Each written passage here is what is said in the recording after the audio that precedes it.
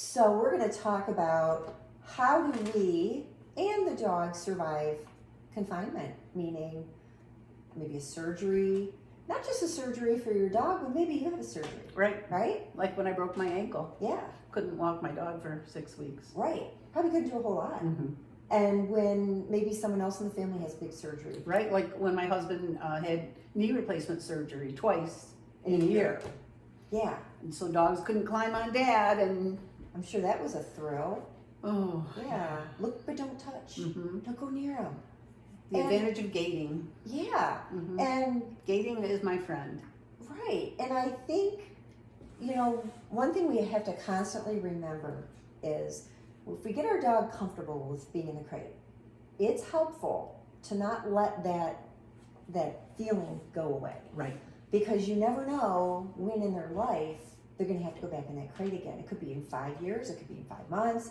But too often we let our dogs get uncomfortable with confinement or being crated, and then something happens and we have to put them back in the crate, and they have been away from it for so long that they go, no, surgeries, injuries.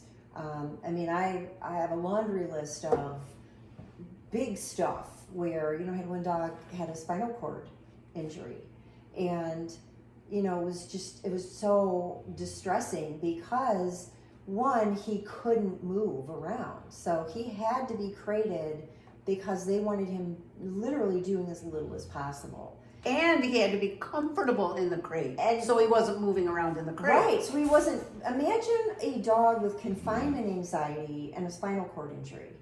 Is there a worse combination in the world? I don't think so. I don't think so.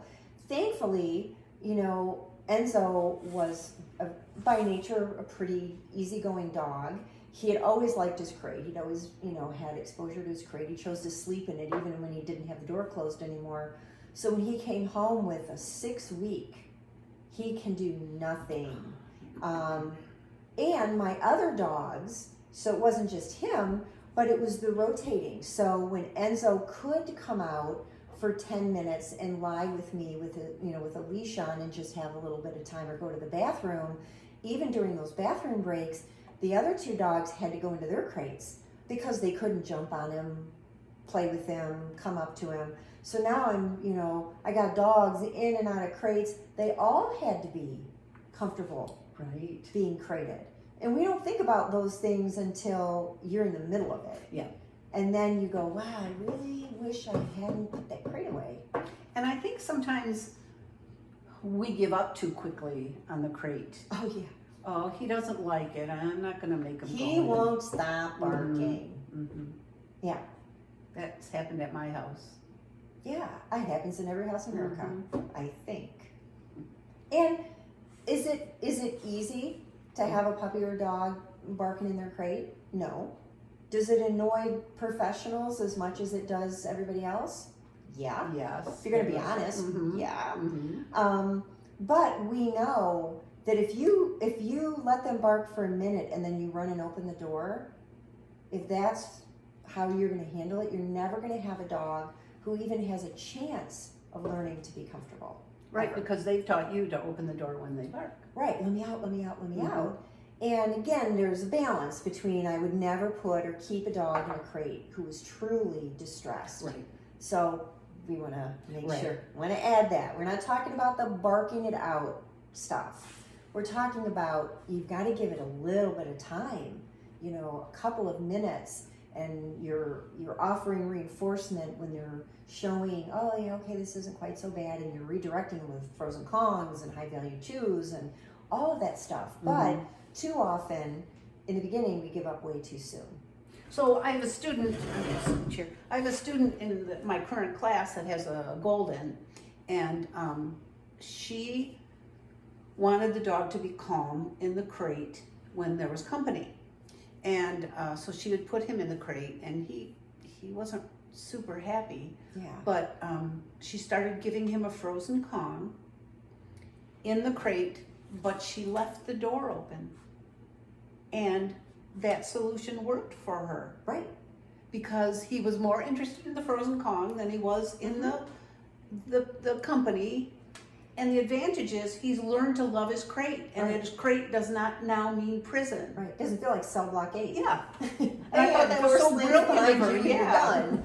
Right. If you go in here, you'll never get out. So I think it's all Right. about how our attitude towards the crate and Right. what we teach them the crate is about. The crate is my friend. Yes. It is my best friend. It keeps my puppies and dogs safe. It keeps them from practicing bad habits.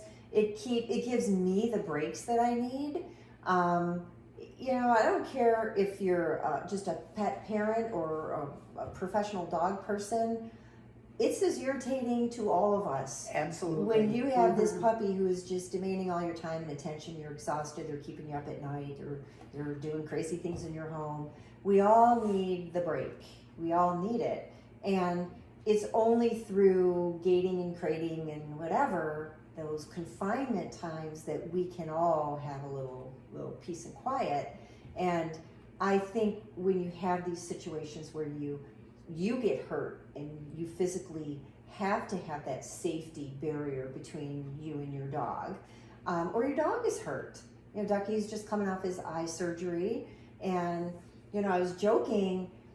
I knew going into it would be challenging because I had a dog 5 years ago that had the same surgery, and because they're doing so much extensive suturing of the eyes, he cannot touch his face. He can't shake his head. He can't get toys and shake them and play with them and run around because of the stress that it puts on those suture lines. So the dismissal papers, the discharge papers from the clinic are in big bold: do not, for any reason, take his cone off. And I'm like, oh my God. How's that going to work? I was a little scared. But I knew why. I knew why that was. And so I thought, wow, so he's not only going to be confined a lot more to his crate, but he's confined in this cone. And, little Ducky, he was a trooper. Completely came undone by the last day, though. I mean, he literally walked into the waiting room at MSU. Woo, woo, woo, woo. He was barking. Take this thing off me. I think he was cursing and swearing, if I'm going to be honest. He walked in there just like taking no prisoners.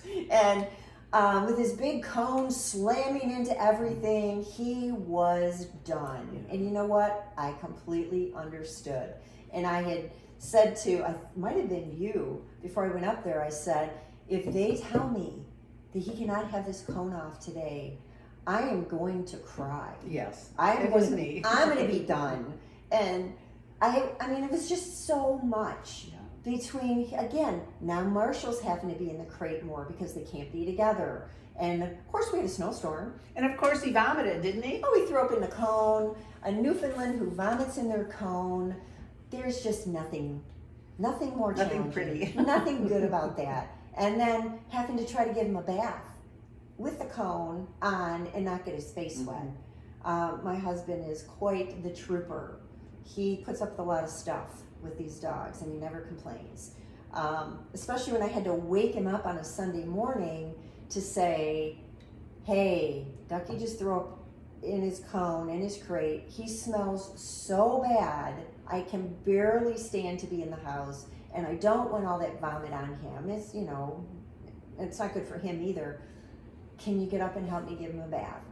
Sure. Boy, he gets husband I don't points know for if I would that. have been so nice. So you get a lot of points for that. Yeah. But these are all these things we just don't think about. The confinement of, how do you tolerate it? How does your dog tolerate it? It's sometimes can be very stressful. And again, it comes back to try to have a plan in place. I had said to the vet with Ducky, give me a backup cone. Because historically, I have dogs who could go through more cones than any dogs I've ever known. Marshall's like the winner now, Bolt right? was the winner. Bolt went through 13 cones in 12 days when he was neutered. Marshall didn't necessarily destroy them, but he could get out of any cone I put on him. And he would pull them off his head, and I would walk back in the room, and I have a picture of him laying there with his paws crossed with the big donut that was on his head when I left. It's now in front of him, and he was like, how do you like me now? Game on, Michelle. I mean, what are you going to do? So I was prepared. I had my backup cone. I even talked to the vet because of the importance of Ducky not becoming frantic. And I didn't know he's 5 months old. It's like, I don't know how well he's going to tolerate this cone Right. for 24/7 for 12 days. So we had some medication to help him relax if it came to that. So have a plan. Right. If your vet sends you home and says, hey, Buster, is in the crate for a week and this is the way it's got to be, then you need to say, and any recommendations if he shows me that he just absolutely can't tolerate it, or we never put him in a crate. Right. We decided we didn't want to crate train him, and He now didn't like it. he didn't like it, and now what am I going to do? I mean, you need to be thinking. Some point every dog gets spayed or neutered. Mm-hmm. That's a 10 to 14 day confinement. Nobody plans to break their ankle or hurt their back or whatever. Things just happen. But those are the reasons why we as professionals, we really promote the importance of Absolutely. comfort in the crate or in an X pen or behind a gate, anything, because you just don't know. And then you're either injured, or the dog is injured, and now, oh wow. It's literally a matter of life or death sometimes. Yeah, my dog who had the spinal cord injury, his life depended on him being calm in that crate for a very, very long time. I mean, obviously we did at a certain point, we had to keep him sedated because they didn't want him like doing wiggling and wagging and getting up and down and up and down, and we had to keep him pretty knocked down for 6 weeks. But he had a lifetime. He was 5'4" when that happened. He was okay in his crate, and the other dogs were okay in their crates because they had to spend a lot more time crated than they had been used to. So when we think about confinement, don't let it sneak up on you one day and you're totally unprepared, because it's not fun. So, let me ask you a question. So we have you as a behavior consultant and as a dog trainer. If someone came to you and said, my dog hates their crate, what would you do? What would you tell them briefly? So I would start with the history. How long have you had them? Have you had them since they were a puppy? Did they join your family later in life? So then that's just the big unknowns, right? Well, Right. I don't know if he was ever in a crate before I had him. All I know is he hates it now. There are some dogs who do so much, they inflict so much physical injury to themselves when they're crated. They break their teeth off, Right. they rip their nails Right, out. I know dogs. Yeah, I mean, it's scary. I knew a dog who jumped through a front glass window of a living room to get out of being confined just in the house. He had separation anxiety and confinement anxiety and all kinds of stuff. So very bad, scary stuff. So is that the first step to determine if it's really to determine separation anxiety? are we dealing with separation anxiety? Are Okay. we dealing with confinement anxiety? They both. Mhm. Is it just a whole combination? And then take a history. So what does the dog have a history of doing when they're confined? And then you take all that information, and if I'm working with a veterinarian, a general practice veterinarian, we'll have a conversation with them. I sometimes will pull in a vet behaviorist because we're looking at considering medications, and I really want to go to that vet behaviorist who really understands how all these things interact with each other, all these supplements and meds and all this good stuff. Right. So then we might have to start with, okay, if we're just talking about kind of reintroducing the crate. Say you have a dog who's just kind of, I call it tantruming in the crate. Mhm. I just don't want to be in this crate. As opposed to the, I'm going to die Yeah. if you put me in this crate. Yeah. You have kind of two different levels here. If it's the tantrumer, then I'm going to use frozen Kongs, and we're going to come up with, maybe we start by putting the crate with the door open inside of an X pen or behind a gated Oh, that's a good hallway. idea. Yeah, And yeah. then all the great stuff is in the crate, and they can freely come in and out, and we kind of reintroduce the whole concept of being confined and see how much progress we can make. A lot of those dogs actually do really well. Have you had many cases like that? Yeah, I've had Oh. a lot of dogs who, for various reasons, either were never exposed to confinement or it just, they gave up too quick, and then all of a sudden the day comes where bam, they got to be confined. So reintroduction in a positive way, in a slower way, got to get creative. I'm going to put the X pen inside, or the crate inside the X pen, or behind a gate, or in the bedroom with the door closed. It can look a whole bunch of different ways, and just keep working through it, gradually building up their ability to be comfortable in the crate.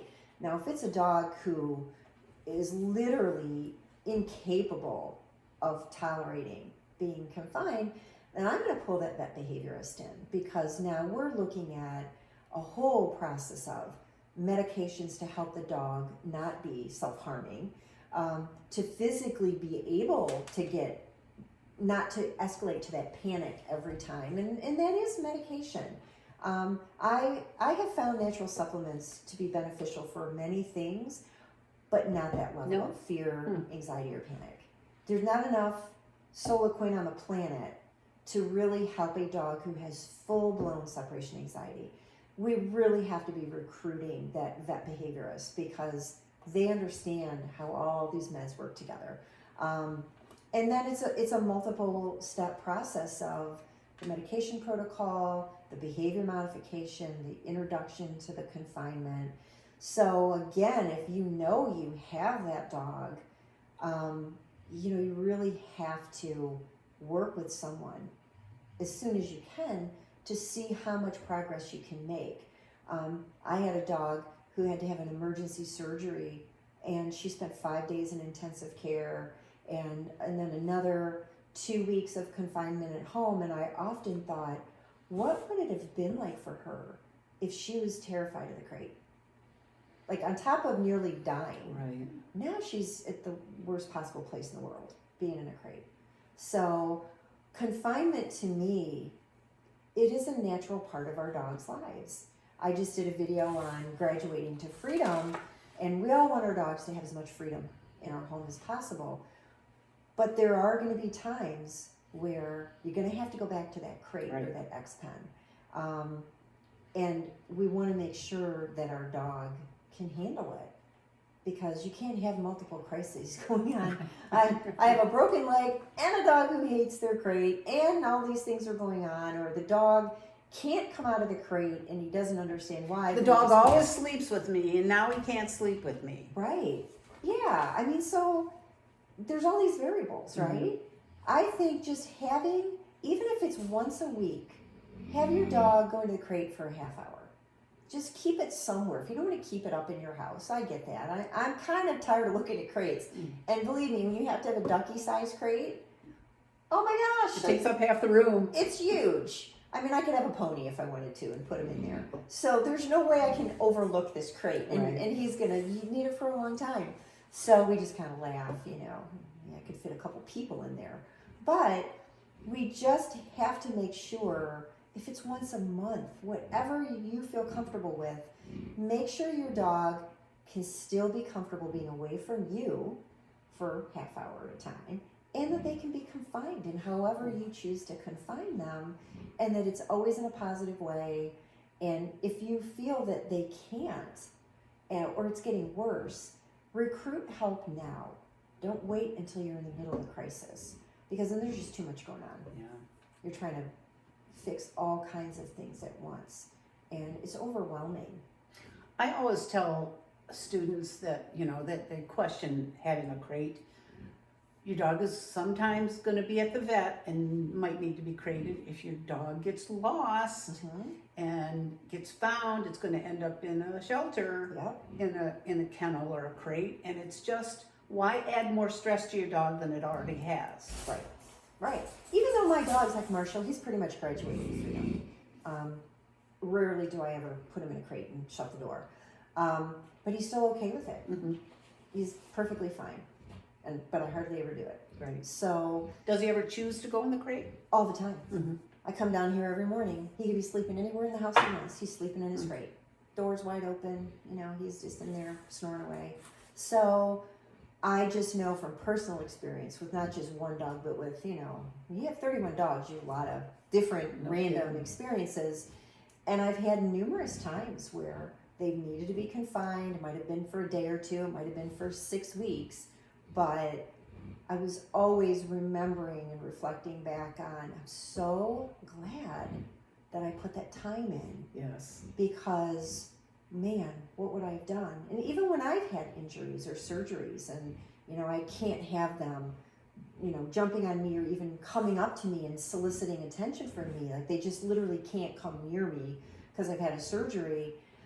I have to know that they're okay, just hanging in their crate until the dog helper comes or my husband would come home or the kids would come home. We just never know. Yeah, that happened with my husband when he had his knee surgery. We used the X-Pen gating to block off an area of the bedroom so that they could come into the bedroom and see him and hang out with him, but they couldn't get up on the bed. Right. And that solved the problem. Even barriers, so we talk about barrier frustration, right? There's dad, there's Yeah, dad. yeah. So, dogs can be pretty resilient if we build that foundation and we help them realize that, okay, it isn't going to end your life and they can do it, you can get through it. But it all comes with just those little bits of reinforcement throughout their lifetime.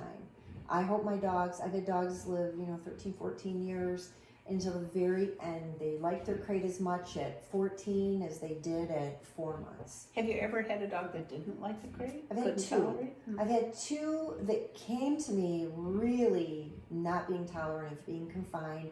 Both, they took a lot of effort, but they both came to be very comfortable and choose their crate over sleeping somewhere else. I've never had a dog totally intolerant where I just could not use any confinement. I've had all kinds of other stuff, but I haven't had that. Yeah. Yeah. Oh, I shouldn't have said that. But I just think it's really important, and that's why we wanted to talk about, confinement comes at the worst possible times. We least see it coming. And if you think it's annoying now, to work on getting your dog used to the crate, it's nowhere near as annoying as it's going to be when they've torn off that toenail and they're bleeding everywhere in the Blew their room. cruciate. They, Yeah. severed their spinal cord, or you just don't know. Right. So the takeaway is just make it part of their day-to-day life, for the rest of their life. And make it fun. Yeah. Every time they go in, my adult dogs, when they have to go in just for whatever reason, oh, here's a chew toy, here's a frozen Kong, here's a tasty treat. It doesn't always have to be a big party in there, but it's always a good thing to go in there. It's not a bad thing. Because what you do now will have positive dividends, pay positive dividends for the rest of their life. Right? Absolutely. All right. Have fun training your dog.